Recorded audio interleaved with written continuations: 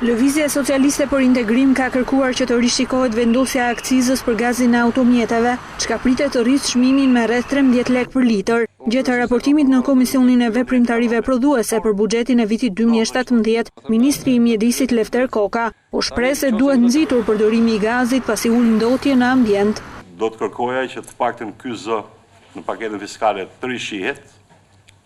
Nuk po them të subvencionohet, po nuk mund t'i vendoset akcizë, sepse janë përreth 3% e automjeteve sot cilat përdorin gazin e lëngshëm dhe nuk besoj që prish ekuilibra, unë besoj kjo duhet inkurajuar, jo dekurajuar.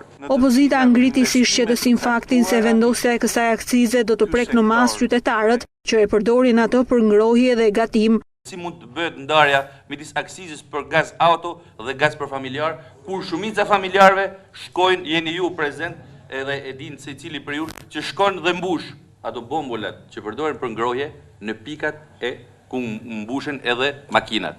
Kreu i Mjedisit u shpreh i pakënaqur me fondin prej 3.2 miliard lekësh i përcaktuar për këtë ministri për vitin e ardhshëm.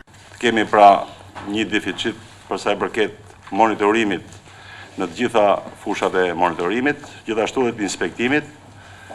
Pra si shpenzime operative ne jemi shumë të kufizuar.